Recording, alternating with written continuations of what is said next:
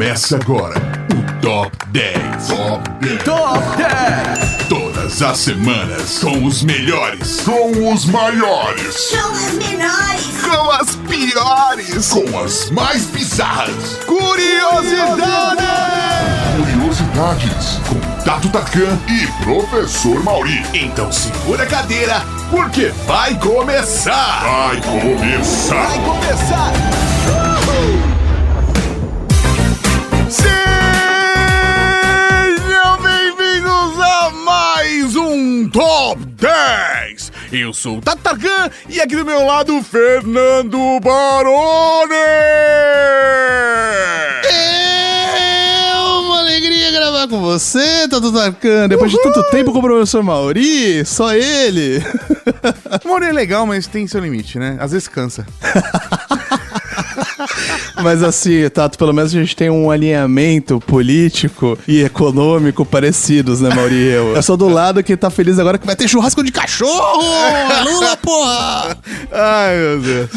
Olha que eu sou obrigado a aturar. Fernando Baroni, estamos aqui para mais um Top 10. Mas antes de entrarmos no tema, tenho que avisar você, querida pessoa que está ouvindo esse episódio, que nós somos apoiados pelos lindos, pelos maravilhosos amigos da Accenture. É isso aí, essa grande empresa gigantesca, global, de tecnologia e consultoria, que, meu, tem, sei lá, um bairro médio de São Paulo de quantidade de funcionários, né? E agora, você pode ser um deles, cavalaria. Exatamente, você pode trabalhar em uma das 5 melhores empresas para se trabalhar com o programa Masters. O programa Masters é o programa de trainee da Accenture e você vai trabalhar diretamente nos projetos que vão mudar a indústria, nos maiores clientes da Accenture. É isso aí. Então, se você está cursando faculdade com a graduação prevista para terminar em dezembro de 2023 a dezembro de 2025, seja engenharia, administração, marketing, economia, relações internacionais, comunicação ou TI, e você pode atuar em São Paulo ou no Rio de Janeiro, você tem até 18 de novembro para fazer sua inscrição pelo site que está aqui no post deste episódio. Essa é a sua oportunidade de trabalhar com as maiores mentes, nos maiores clientes, com as principais tendências, tecnologias, inovações. Você não pode perder essa oportunidade. Se quiser saber mais, o link tá aqui na publicação, como o Baroni falou. Então, não perca. Vontade de ter 18, 19 anos de novo, né, Tato? Olha, não só por conta do programa Masters, eu devo admitir. Especialmente se eu tivesse a mente de hoje, né, mano? Pois é, né? A gente não ia ser tão idiota com dinheiro, com saúde e com um monte de coisa. Ai. Mas vamos ao tema do Top 10. Nesse episódio, nós vamos falar sobre empregos extintos. Não vamos falar sobre empregos que vão deixar de existir. Vamos falar de empregos que deixaram de existir. Os que vão deixar de existir é, por exemplo, o meu aqui, né? Um dia a inteligência artificial vai escrever os roteiros de Top 10 daqui uns 10 anos. Eu pensei que você ia falar agora que o Tato tá voltando.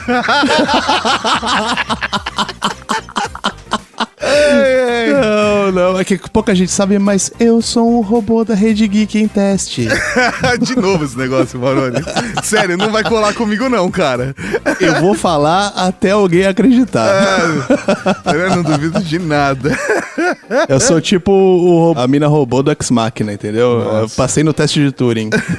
Mas a parada é que imagina que tem muita gente que se formou, que se preparou ou que trabalhou a vida inteira em uma profissão e essa profissão simplesmente deixou de existir, simplesmente não faz mais sentido nos dias de hoje. Pois é, o avanço tecnológico é uma coisa importante, é uma coisa mágica, melhora muito nossa vida, mas ao longo das décadas aí teve uma galera que levou uma bela de uma rasteira, né? E a gente foi classificando isso de acordo do quanto o emprego era importante e de uma hora pra outra, já era. Então quanto mais rápido foi a rasteira, mais alto fica no Top 10. Isso aí, então já prepara a sua carteira de trabalho que vai começar o Top 10!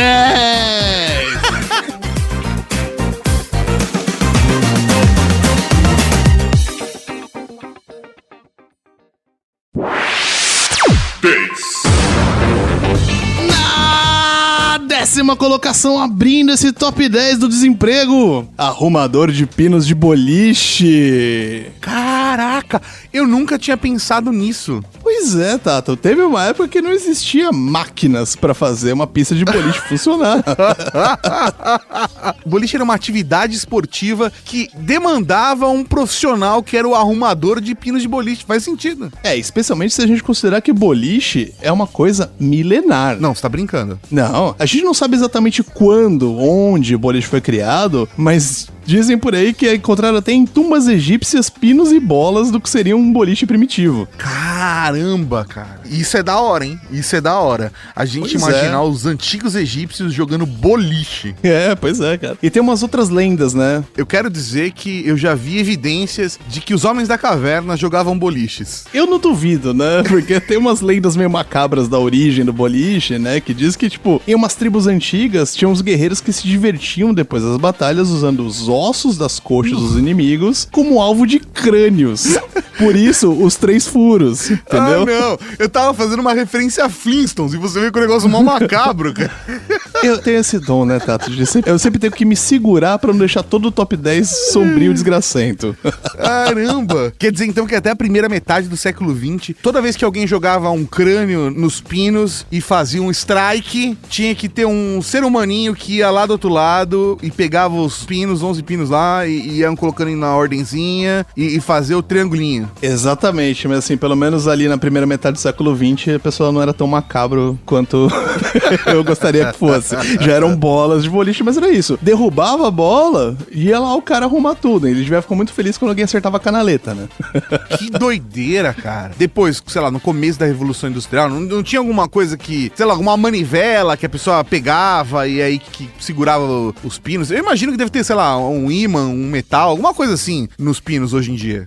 Hoje em dia tem um sistema muito mais sofisticado, né? Ele empurra os pinos de volta, eles caem numa esteira, são reorganizados de pé e vem uma trava, assim, com a posição de cada um, coloca eles de novo na pista bonitinhos, né? É um negócio super aprimorado. No começo, lá na Revolução Industrial, era uma coisa de fios mesmo. Eu não sei se você já viu, Tato, mas na nossa época de infância ainda tinha umas pistas mais pobrinhas de boliche que era um fio que segurava o pino e puxava ele de volta pro lugar depois que caía. Ah, é verdade, eu me lembro disso, cara. E foi aí que a galera perdeu o emprego, né? Porque se tem um fio puxando e coloca no lugar de novo, você não precisa de uma pessoa ali pra colocar os pinos o tempo todo. Eu imagino que não deva ter muita gente que tinha carreira de recolocador de pinos de boliche também, né? Mas devia ser tipo uma graninha garantida, né? Um trabalho relativamente fácil ali que deixou de existir e a pessoa teve que partir pra outra coisa. Tipo enlatador de alface, né? Alguma coisa assim. 9. Na 9ª colocação, vamos com Caçador de Ratos. E não é com uma flauta. Esse é pra valer. A gente sabe, até por referências históricas, por assistir filmes de cultura pop e tudo mais, que a Europa antiga era assolada por várias pragas urbanas, especialmente por ratos que entupiam qualquer vila com milhares de espécimes. A peste negra, inclusive, aconteceu basicamente por conta dos ratos, que transportavam as pulgas, basicamente uns ônibus das pulgas que espalhavam a peste por tudo quanto é lugar, né? Próxima parada, Berlim. Nossa, que sombrio isso, cara. Que horrível.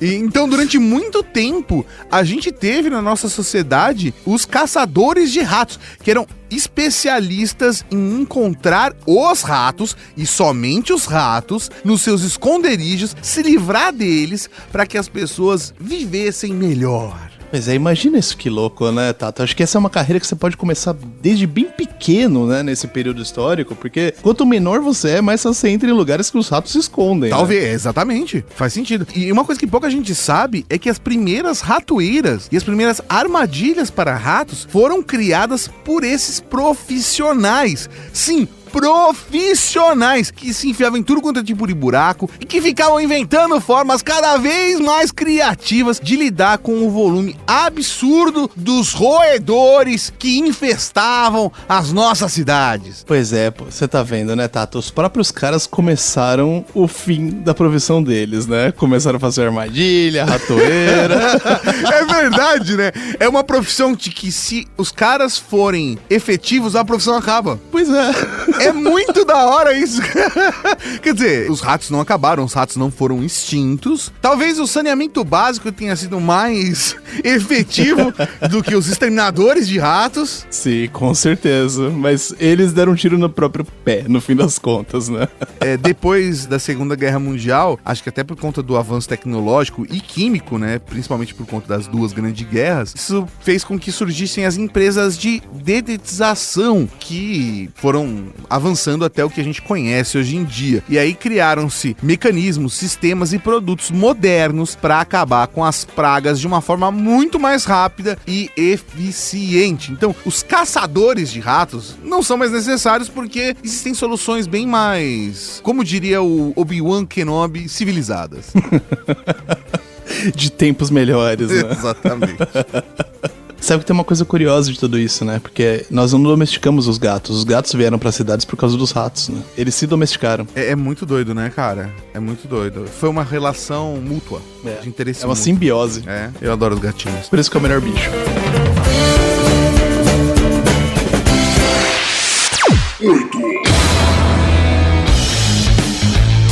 Na oitava posição, coletor de sanguessugas.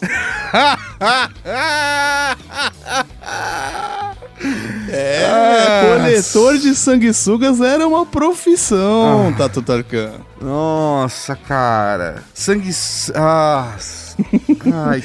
Lesminhas que chupam sangue. Pois é, vamos contextualizar, né? Praticamente desde que a medicina surgiu, desde que ela era assim, bem mais rudimentar do que a gente tem hoje em dia, as sanguessugas eram usadas como uma forma de tratamento médico, né? Foi onde surgiu o conceito de sangria na medicina. A ideia aí, né, era que essa galera, tipo, gênia da Idade Média, achava que quanto mais você tirava o sangue ruim da pessoa com uma doença, com um problema, o corpo criaria mais sangue de um jeito forçado e esse sangue seria mais puro, melhor pro organismo e removeria aquele mal de dentro da pessoa. Ou isso, ou a pessoa morreria por falta de sangue. Um dos dois. Eu acho que os primeiros testes, assim, a galera morreu bonito, né? No começo a galera não sacava o que tava acontecendo, mas vamos lá. Vamos continuar tentando. É que você vai pensar, Tato, como é que as pessoas descobriram que a gente tem mais ou menos uns 5 litros de sangue no corpo? É verdade. É verdade. Alguém mediu. E aí, né, considerando esse grande tratamento medieval, né, precisava de uma quantidade, ridícula de sanguessugas, né, pra tratar todas essas pessoas. E aí que vinham os coletores, pessoas especializadas em encontrar sanguessugas em lagos, em lodaçais e tudo mais, e separar esses bichinhos pra levar pros médicos bizarros. Era basicamente isso. Eram pegadores de sanguessuga pra vender pros médicos esses sanguessugas que faziam... Os sanguessugas eram os médicos, no caso, que faziam esses tratamentos horríveis, mas que era o melhor que se tinha na Idade Média. Até alguém ler os textos da Grécia Antiga, que fazer nenhum mal é melhor do que tratar desse jeito de bosta, né? Pois é. Até alguém chegar, colocar a mão nos textos de Galeno e falar: olha Precisam esses bichos, né? Olha só, que beleza. E olha, pra deixar bem claro, tá? Os conceitos que a gente tá falando aqui são muito diferentes da hemodiálise, que tira o sangue do seu corpo e realmente filtra pra tirar sais minerais, impurezas e tudo, que seria o trabalho que o nosso rim normalmente faz. O que a gente tá falando aqui é tirar o sangue, porque aí, em teoria, o corpo vai produzir mais sangue. É como se a gente fosse uma fábrica infinita de sangue. É o mesmo conceito errado de não vou me vacinar para os meus anticorpos ficarem mais fortes, sabe? Não faça isso. É isso aí. Começa a se tratar com sanguessuga, vai dar super certo. Depois os anti-vaxxers, os sanguessugers, né, vão surgir. É, exatamente. Os sanguessugers.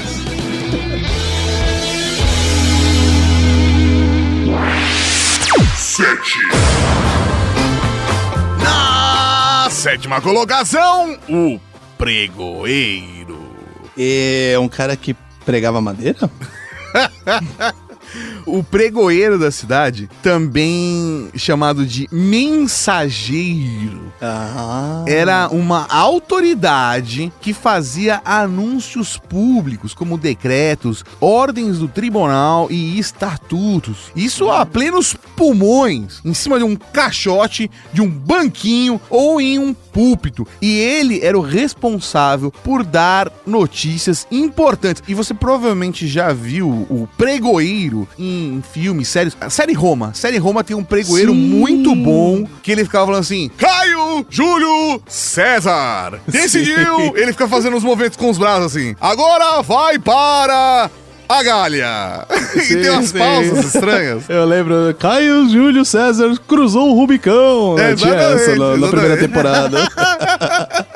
Nossa, pode crer. Pensando numa estrutura antiga até, aonde a alta sociedade morava relativamente perto desse centro, aonde eram tomadas as principais decisões, e onde o povo se aglomerava ali naquela praça principal pra saber o que estava acontecendo, os mercadores, sei lá, faz muito sentido ter um anunciador que é meio que assim, olha, o que eu falar aqui é a lei a partir de agora, se vira aí, a partir disso, a palavra se espalha. Não que não houvessem coisas escritas e tudo mais, mas é que muita gente não sabia ler, não sabia escrever, não tinha como passar isso adiante, a não ser com o pregoeiro falando: a partir de hoje, o novo presidente do Brasil, eleito de forma democrática, será Caio Júlio César, que cruzou o Rubicão, vindo da Galha, um grande vencedor da guerra. Então, essa é a grande parada, e que tinha uma função não só social, mas estratégica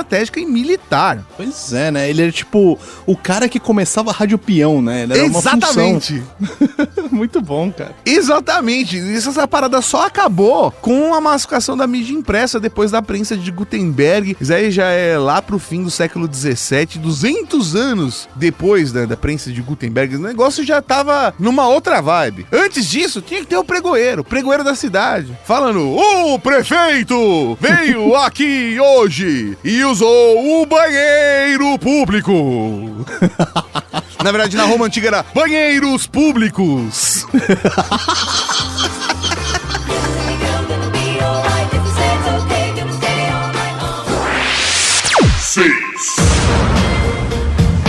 E na sexta colocação, o leiteiro, ou aquele cara que te zoavam que era seu pai. É uma da hora, porque a galera que nasceu depois dos anos 90 não tem a menor ideia de todas as piadas maliciosas que a gente pode fazer com o leiteiro. Porque não tem a função, né, do leiteiro. Pois é, já era, né? Já não tem mais. A Parmalat já tinha acabado com o leiteiro na época da galera dos anos 90. Não. Mas é que a gente tinha referência, né? A gente tinha alguma referência de ouvir a história das vó, dos vô, ou sei lá, do interior. Putz, E a mente maldosa quinta série corre muito mais ainda pra esse rolê quando você pensa que tem um cara que visita todas as casas todo dia e a mulher ficava principalmente em casa até rolar toda uma emancipação, uma mudança de comportamento da sociedade, né? Então... porque assim, o padeiro não entregava necessariamente os pães em casa. O leiteiro era o único prestador, popularmente conhecido por entregar o seu produto de porta em porta e ser recebido pelas donas de casa. Isso, além da estrutura machista, como o Baroni falou, gerou uma série de piadas relacionadas a não só a leiteiro, como a leitinho também, né? E aí, cara, isso tudo... Vamos saudar a quinta série dentro de você, porque é isso. Não tem como evitar, a gente tinha que citar, cumprimos a missão. Tem muitas piadas que podia estar fazendo de leiteiro agora, eu tô me controlando muito, porque esse é um programa de família. Pois é. Não vamos baixar o nível, né? Para. Não vamos baixar o nível. A parada é que as pessoas precisavam de leitinho antes em casa, e aí alguém tinha que entregar o leitinho na porta da casa das pessoas. Quem que alimentar as famílias? Pois é, o leiteiro. O leiteiro. Até mesmo porque é um produto super perecível, né? Até a gente descobrir novas tecnologias de como armazenar o leite, fazer ele durar mais dentro de um pacote longa-vida, né? Como se chama hoje em dia. Sim, ou até mesmo fazer a pasteurização. Pois é, o leite nessa época vinha num jarro de vidro com uma tampa em cima, né? Pra não cair nada nada dentro do leite, mas não tinha nada de preservação. Então esse cara era muito importante, ele vinha, sei lá, às vezes numa carroça com um monte de garrafa de leite e ia distribuindo. Nessa época você era tipo um assinante de leite, o cara já sabia que ele ia deixar na sua casa. Era o leite como porque serviço. você pagava. É, o leite com serviço.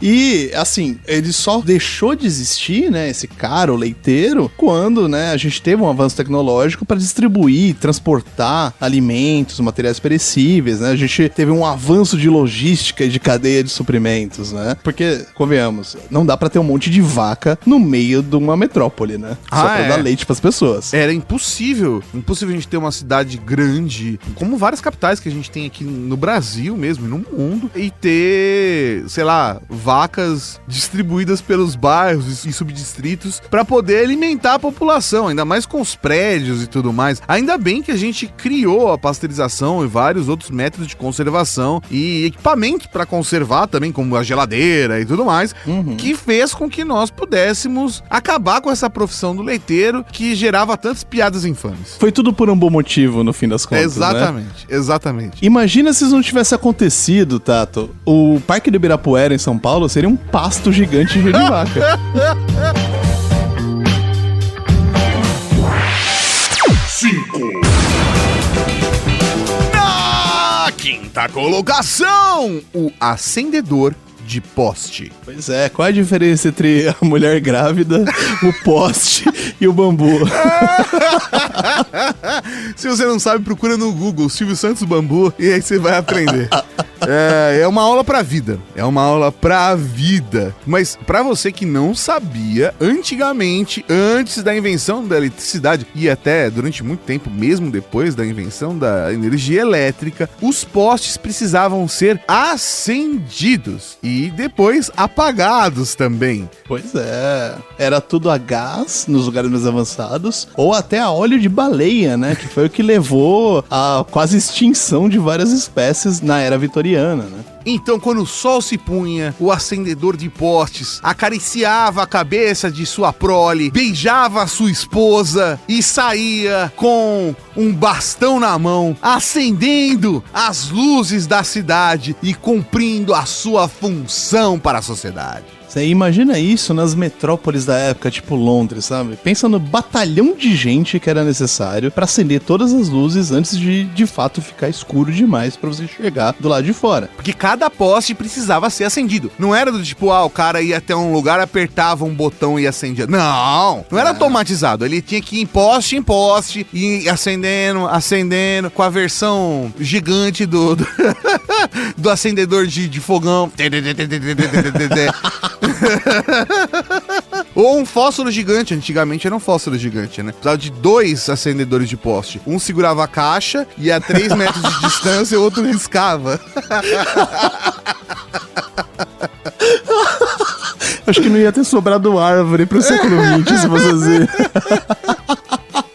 E até que finalmente, em 1879, Thomas Edison fabricou as primeiras lâmpadas incandescentes, deixando muita gente basicamente sem função. Não foi do dia pra noite, até porque demorou para a tecnologia ser absorvida, mas conforme a eletricidade avançava, os acendedores humanos foram dispensados. Os trabalhos deles foram apagados, né? Garoto! Aqui no Brasil, a primeira cidade a receber luz elétrica foi o Rio de Janeiro. Olha só que bonito. Pois é, era a capital do país na época, né? Faz total sentido. A gente tinha o imperador andando pelas ruas da cidade, iluminada pela eletricidade, tal qual uma grande capital como Londres, por exemplo. Pois é, acho que muito se deve realmente ao Pedro II, né? Que ele era um super entusiasta de ciência, de tecnologia. Talvez levasse muito mais tempo se não fosse um cara como ele ali pra substituir o Pedrão. Com certeza. 4. E na quarta colocação do Top 10, o linotipista. É até difícil de falar. O Lino o quê? É o Linus do Charlie Brown? Não, sério. Lino o quê? Como é que se fala o negócio? Lino o quê? Linotipista. Linotipista. É o cara. Peraí, eu vou tentar adivinhar, Baroni. Tipista, eu imagino que tem alguma coisa a ver com tipologia. Então tem letra, e aí litogravura é quando usa metal ou quando usa madeira? Eu acho que quando usa madeira ou metal, tanto faz. Mas o linotipista é o cara que organiza as letras pra imprimir alguma coisa. É isso? É isso mesmo. Ah, caralho, acertei! Eu juro, eu não li. E não tinha a menor ideia do que era um linotipista. Eu realmente queria adivinhar, mas foi só pra mim, pro meu divertimento.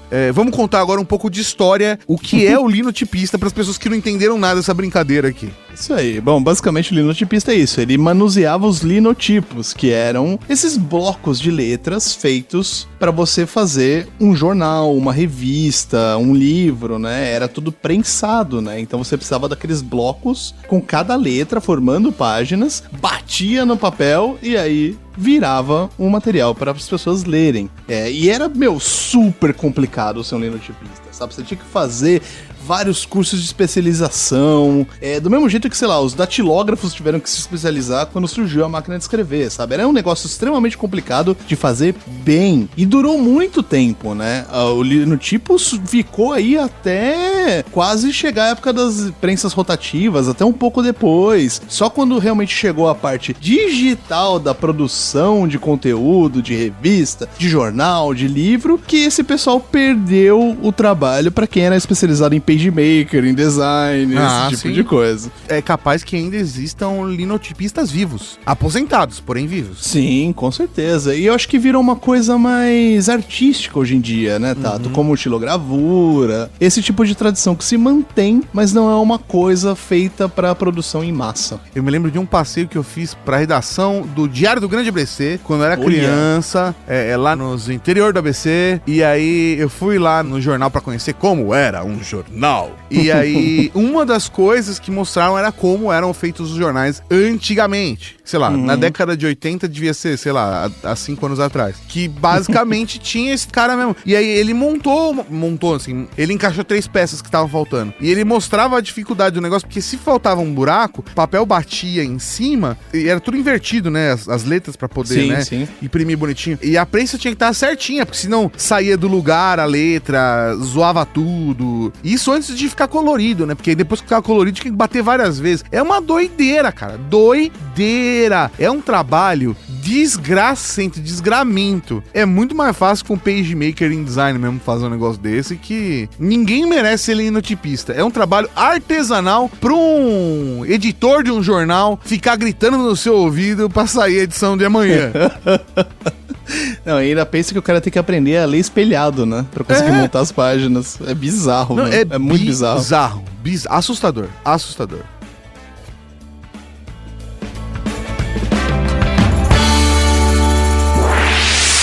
3.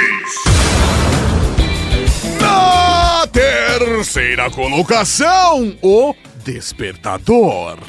Ah, mas esse eu tenho no meu relógio, eu tenho no celular, Tato. Que isso, pô? Eu tenho meu gato pra me despertar, que é isso? Antigamente, vamos lá, tá? Isso não conta teu pai, tua mãe, teu avô, tua avó, teu parceiro, tua parceira, não conta. Sim, a gente tá falando aqui de uma profissão que é acordar as outras. E é uma profissão perigosa, hein? A gente vai chegar lá, mas é uma profissão extremamente perigosa. Até mais ou menos o meio da Revolução Industrial existia essa sui generis profissão de despertador. Eram homens, mulheres e crianças que eram pagos para acordar os operários na hora certa para que eles não perdessem o começo de seus turnos. Pois é, caraca, velho. Imagina isso. Quem desperta os despertadores, Tato Tarkan? Pois é.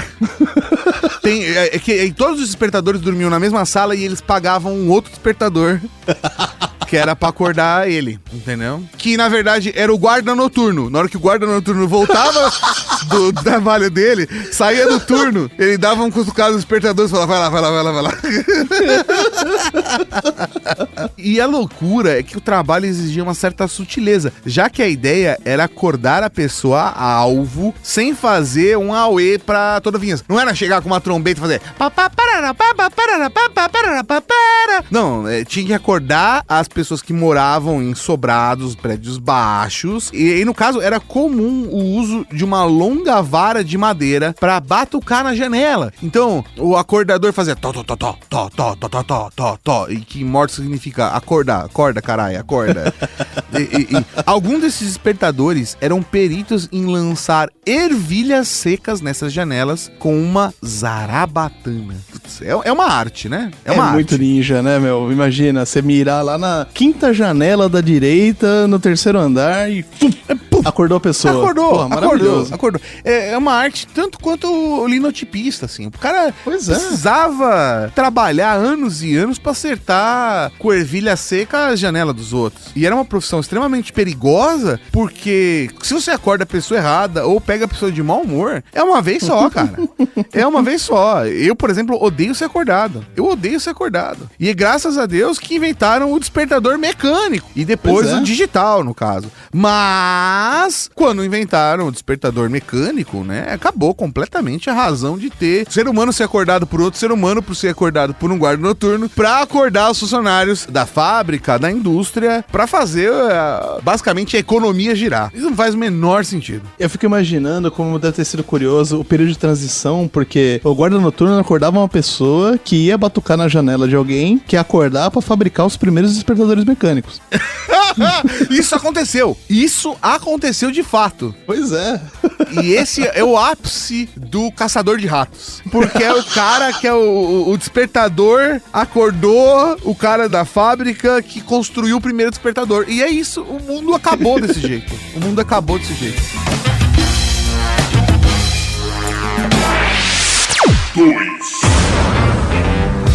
Na segunda colocação, telefonista. Tem alguma música com telefonista, não tem? Ah, deve ter várias, cara. Eu ia cantar aqui uma música, mas eu só me lembro da música do Mr. Sandman. Mas não tem nada a ver com telefonista. Esse é do despertador. E aí eu lembrei do carteiro também, assim. Oh yeah, wait a minute, Mr. Postman. Mas não tem nenhuma de telefonista. Mas telefonista é uma profissão, de fato, curiosa. A gente chegou a viver na época dos telefonistas. Sim, porque demorou muito pra eles deixarem de existir, se a gente considerar o tempo desde que o telefone foi criado e popularizado, né? Que a gente conseguia, era uma coisa revolucionária. Ligar pra outros continentes, ligar, sei lá, do Rio Grande do Sul pro Acre, sabe? Era uma loucura. Incrível, né? Loucura. O ponto é que nessa época, desde já o começo, né, da implementação do telefone, você precisava de seres humaninhos em estações direcionando as chamadas pros lugares corretos quando era muito longe. Passava por, às vezes, mais de uma estação. Então, você ligava pra telefonista, ligava pra outro telefonista, que ligava pra outro telefonista, e aí chegava aquela voz desse jeito que parecia o Bane em Gotham City. Mr. Wayne. É isso aí. Essa é uma referência que já tá antiga, porque o Batman já mudou 5 vezes desde que a gente... Agora é o Robert Pattinson, né, cara? Então, assim, já foi o Ben Affleck também, pra você que esqueceu, né, cara? A gente tá muito velho, muito velho. A gente já passou pelo Batman sem INSS e agora voltou pra versão jovem, né? Exatamente. E, putz, daqui a pouco a Warner vai inventar um outro Batman estranho, mas tá tudo bem. É muito louco a gente pensar num mundo aonde a gente, de fato, precisava falar com uma pessoa. E eu me lembro de ter que, às vezes, precisar de alguma informação e tudo mais, e ligar pro 102, que você também falava com uma telefonista. Eu precisava falar com tal empresa, não sei o que lá. Falar, tá bom, lógico, eu vou te conectar. E ela ligava e conectava você. Já era um pouco mais digital, né? O processo na minha época, isso eu tô falando, isso aí já era final da década de 80, começo da década de 90, mas eu me lembro de ligar pro 102 pra tirar dúvidas e ser de alguma forma conectado pra uma empresa ou algum serviço. Pois é, antes disso era ainda mais bizarro, né? A gente vê em algumas séries e filmes que eram as pessoas ali telefonistas na frente de um painel gigantesco, cheio de furo, e ela ficava plugando ali, né, essa pessoa, o fio que levava a sua voz e um fio do fone de ouvido dela pra falar com a pessoa lá e avisar que, tipo, o fulaninho tá ligando aqui, quer falar com não sei quem. Você precisava de uma memória absurda pra saber qual furo ia pra qual lugar, né, pra qual número, pra qual... Bom, bizarro, sabe? E aí, assim, é isso. O 102 também mudou depois dessa época, né, da gente de criança, tá? Porque ele virou totalmente automatizado também. Você não falava mais com uma pessoa. Ficou o começo daqueles malditos inputs de voz que a gente tem até hoje em dia em ligações automáticas, sim. Que você tem que gritar, telefoniza! Tem que esperar 5 minutos pra falar com o ser humano, se você não conseguir, né? Você sabe como o pessoal do telemarketing chama essas centrais? Porque muita gente acha que é um robô. Hoje em dia, em vários casos, realmente é. Identificação de voz e tal, né? Que a gente chama de voice to text, né? Que reconhece a voz e aí faz um input de texto. A máquina, né? Traduz isso e faz o encaminhamento interno. Mas antigamente, pelo menos, essas centrais, onde as pessoas só ouviam, porque sentiam um ser humano ouvindo você falando, era chamada de central do mudinho. Do mudinho? Do mudinho, era internamente no telemarketing se chamava assim, que ficava uma pessoa ouvindo, e aí fala assim, você deseja desbloquear o cartão, fazer não sei o que lá, ou falar com o seu gerente. Aí você fala, gerente! Aí ele ia lá e ele só ouvia, gerente! Aí ele apertava o botão relacionado ao gerente. Era um profissional, de fato, que ficava lá. Olha só. Que só era um apertador de botões, no caso, que cumpria essa função. Então, realmente, se a ligação tava ruim ou tudo mais, era onde eu prestei a mensagem. Não te entendi. E aí você gritava, gente! Mas era... então, putz, cara, era a central do mudinho. Era um jeito grosseiro de lidar com essas pessoas. E hoje em dia a gente não tem mais a menor necessidade de ter a telefonista ou telefonista, essa profissão, porque é tudo digital, né? Acabou. Eu meio que discordo um pouco, viu, Tato? Que eu acho que o mudinho ainda seria interessante hoje em dia, porque vira e mexe, se você especialmente tá na rua e tem mais barulho ambiente, você tem que ficar gritando com o robô no celular, tipo, cartão de crédito! Senão ele não te passa pra lugar nenhum, sabe? Eu prefiro quando você tem que digitar. Digite um número e é isso aí. Pô, é mágico, o número é a melhor coisa. Não me faz falar com o robô, que o robô não me entende metade das vezes. E sabe o que é melhor ainda? Que várias empresas já estão assimilando? Você entra no site da empresa ali e aí, é uma das opções, tá? Você pode ligar e fazer todo o processo. Você pode entrar no site da empresa, preencher com o seu número de telefone, qual é o seu problema, o que você precisa ser resolvido, e você só preenche, tipo, de uma múltipla escolha ali o que é, e eles já te ligam. E aí ele já te liga, já sabendo tudo que você precisa. E já é um ser humano. E já é um ser humano. Olha só. E aí ele ainda te fala assim, putz, ou às vezes ele te liga e fala assim, você vai ter que aguardar 10 minutos. E aí, beleza, você sabe que você vai ter que aguardar 10 minutos de ligação ali. E é isso. Recapitulando. E pra você que tá aliviado de não ter tido nenhum desses empregos que sumiram, mas ao mesmo tempo preocupado que talvez o seu suma daqui a pouco... É verdade. Isso é bem improvável, gente, pra todos nós, praticamente. Pois é, eu já tô me preparando pra fila do pão aqui e a gente vai pro recapitulando. Segura a cadeira. 10. Na 10ª colocação, o arrumador de pinos de boliche. 9. Na 9ª colocação, o caçador de ratos. Que acabaram com a própria profissão. Exatamente. 8. Na 8ª colocação, medicina grotesca, o coletor de sanguessugas. 7. Na 7ª colocação, o anunciante público, o pregoeiro. 6. Na 6ª colocação, o leiteiro, o papai. 5. Na 5ª colocação, o acendedor de poste. Com fósforo gigante. Com fósforo gigante. 4. Na 4ª colocação, o linotipista do Diário do Grande ABC. 3. Na 3ª colocação, quem acorda os acordadores, o despertador. 2. Na 2ª colocação, telefonista ou mudinho, dependendo da época. E na primeira colocação, vamos com o computador. chegou a minha hora. Pra você que não sabia disso, até meados dos anos 90, aquelas grandes caixas, as CPUs, tinham, na verdade, um ser humano dentro que fazia os cálculos pra você.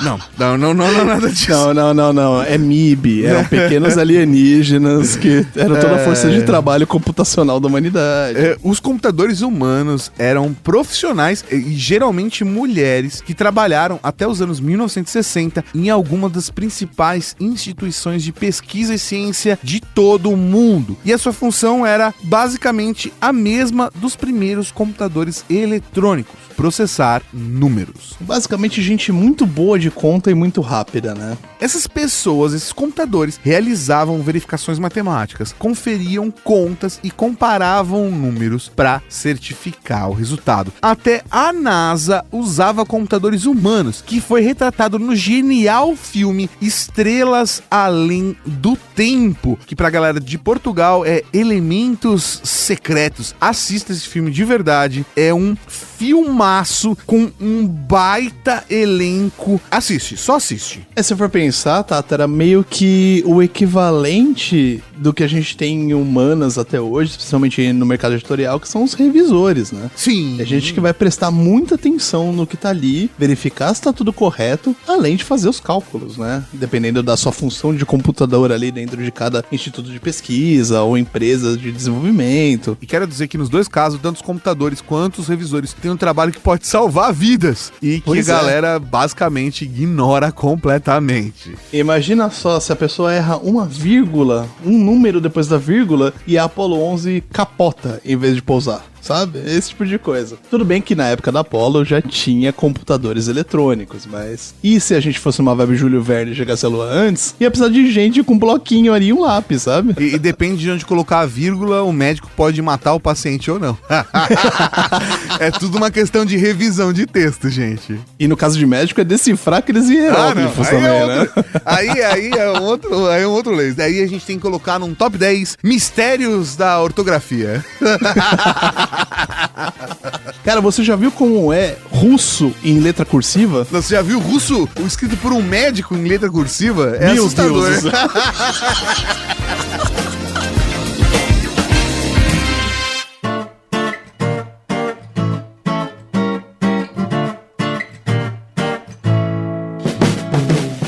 E aí, você gostou desse podcast? Compartilhe e ajude a Podosfera a crescer.